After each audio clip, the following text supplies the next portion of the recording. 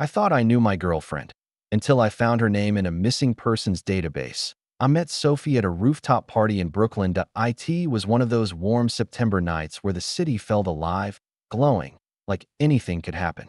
She was standing alone, leaning on the balcony rail, hair glowing under the string lights. "Want to escape this awkwardness together?" she asked, holding up 2 beers that we clicked instantly.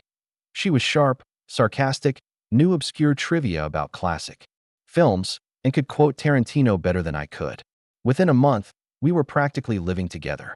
It felt fast, but it felt right. I never questioned it. Not until the morning I opened her drawer and found a second phone. It was old, one of those pre-smartphone flip models.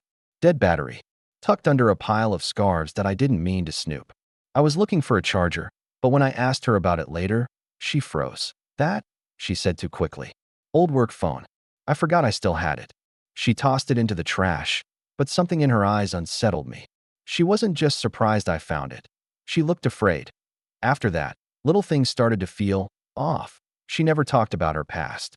Said her childhood was boring. No social media, no family photos. Never invited me to meet her friends because, apparently, she didn't keep in touch with anyone from before New York. Once, I asked if she had siblings. She hesitated just a second too long. One night, she was in the shower. Her phone buzzed on the table. Normally, I wouldn't look, but the name that popped up read, "Do not answer." It rang twice, then stopped. I opened the text thread. The last message was recent. "If you don't respond this time, I'm calling the cops." I didn't reply, just took a screenshot and emailed it to myself. When she came out, I pretended nothing happened. But that night, while she slept, I opened her purse. Inside, buried at the bottom, was a folded sheet of paper. To flyer. Missing.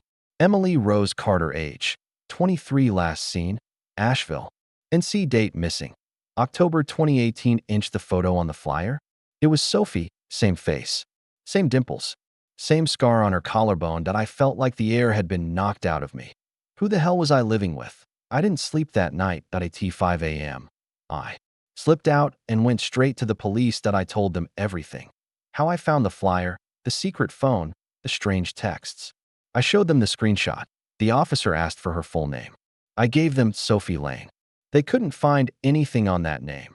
Then I showed them the flyer. The cop squinted, then said, "Emily Carter's case went cold. No leads. She vanished 3 years ago without a trace." I asked if she had any criminal record.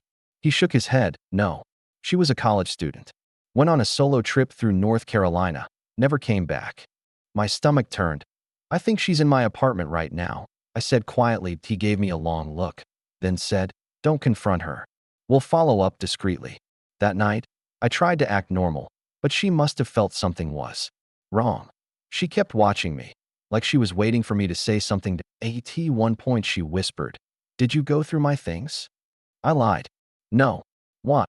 She didn't answer, just stared at me. The next morning, she was gone. I called the cops. They said they'd try to locate her, but when they visited my apartment, her things were already cleared out.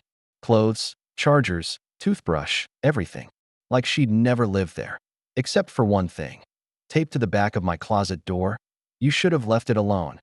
For weeks, I didn't hear anything. Then I got an email from an address I didn't recognize. No subject line, no body text, just an attachment. A video. I clicked. It was grainy footage. Surveillance style. Sophie, Emily, standing at a gas station, looking over her shoulder. Then a man in a hood walks up behind her. She turns, panicked. He says something. She bolts. The video cuts. I tried replying to the email. No response. I went back to the police. Showed them the footage. They traced the email to a burner server routed through multiple IPs across different states. The detective told me, "She's hiding. And she's good at it." "From who?" He shook his head. "Could be anyone. Someone from her past. Or something she witnessed." That night, I went down a rabbit hole. I looked up every missing person connected to the name Emily Carter. I found a blog, unresolveddisappearances.net. Someone had posted a theory.